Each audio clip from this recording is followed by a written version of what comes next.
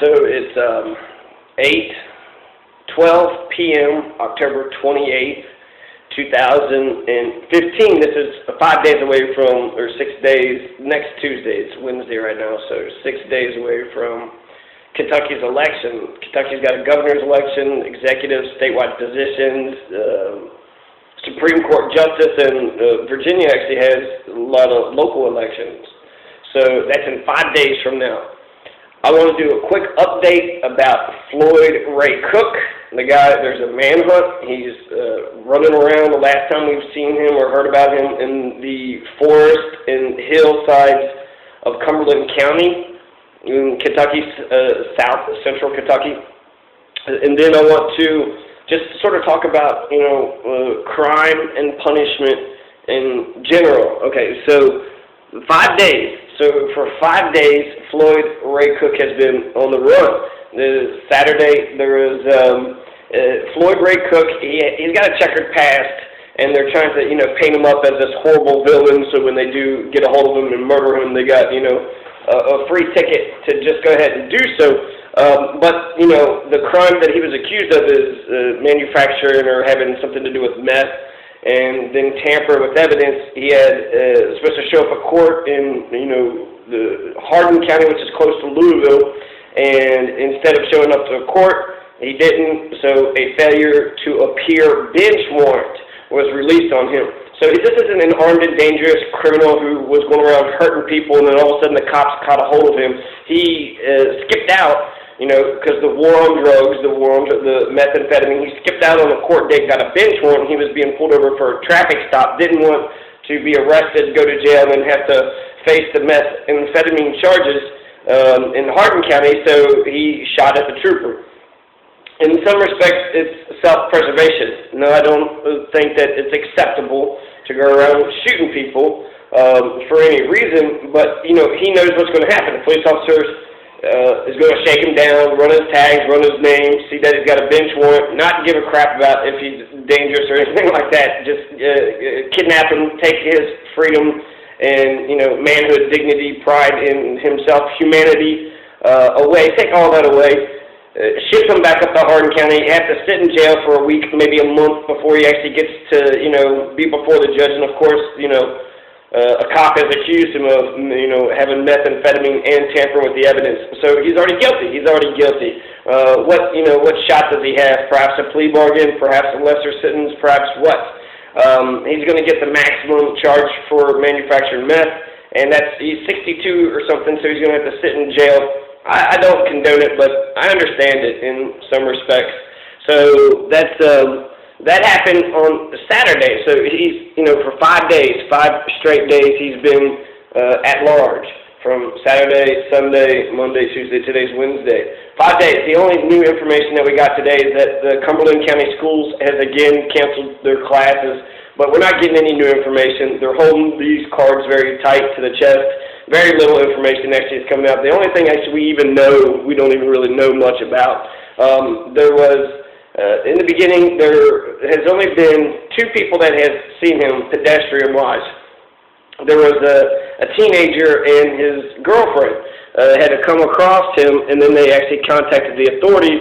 They thought that he was hiding in the teenager's father's house, and so they surrounded the father's house, told the guy to come out or whatever. Eventually rushed in and sees that he's not there. Well, so he's still out in the woods running around. But then eventually this house that they thought he was hiding in just catches on fire, burns down.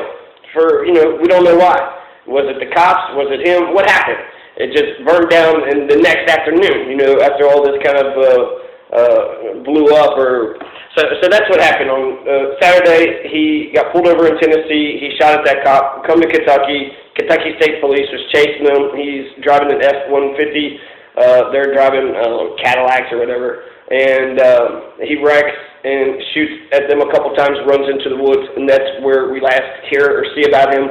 Except for this teenager had seen him briefly around some sort of cabin or some sort of isolated building, and they went there, and he wasn't there. And then that same building winds up catching on fire. So You know, I don't know who the teenager, the eyewitness was. Why did the Kentucky State or the troopers in Tennessee lose him? How they lose him? Yeah, you don't want to get shot or whatever, but you can maintain a following distance. I mean, their cars have to be better than, I mean, it's an F-150, it's a good running vehicle. I don't know. And then the other information that they've released is that he has a possible associate, Troy Wayne of Wyrick. Troy, I want to say H. Wayne. So we don't. There's another guy being, you know, his name and information is being released out to the public, but a possible associate. So that's saying nothing. We don't know if he's with this guy. They just put those two guys together for what the hell ever. And supposedly he's driving a Ranger, a Ford Ranger, 2006, beige Ford Ranger. Whose Ranger is it? Is it Troy Wayne's? Is it his own? They don't mention it. They just say he could be driving it. And so they don't, you know, they just don't give us enough information. I've noticed too that, you know, none of the officers, the guy who got shot, that officer's name was printed, but who were the Kentucky State troopers? Who were the U.S. Marshals and the FBI's on this too? Who were the, you know, lead people? Who was running these investigations?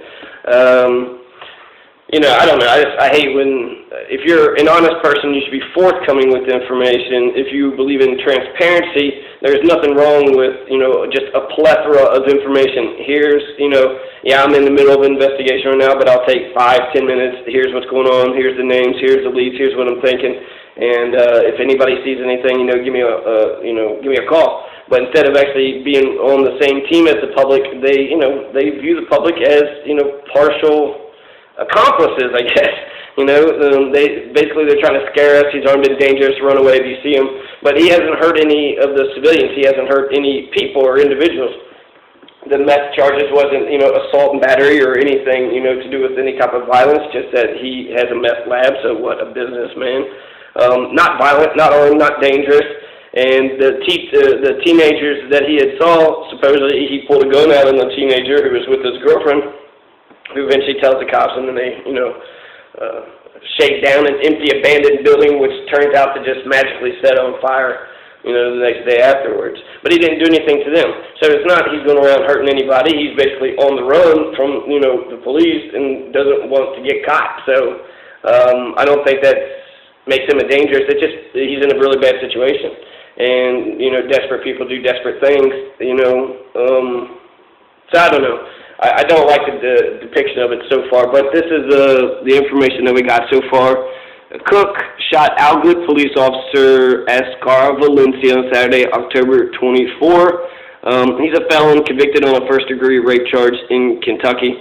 After shooting the officer, Cook fled the scene, later engaged Kentucky State Police in a shootout just over the Tennessee and Kentucky line near Burkesville, Cumberland County, south central Kentucky. Cook's last known address is listed as Lebanon, Kentucky. Given his history and most recent actions, Cook should be considered armed and an extreme danger to the public. So, all authorities involved in the manhunt for Cook caution the public not to approach the fugitive or anybody else. So, you know, they're not, I don't know, they're not really saying much, but this is 5 days in the run. We haven't got any new information, so he's still, you know, usually what?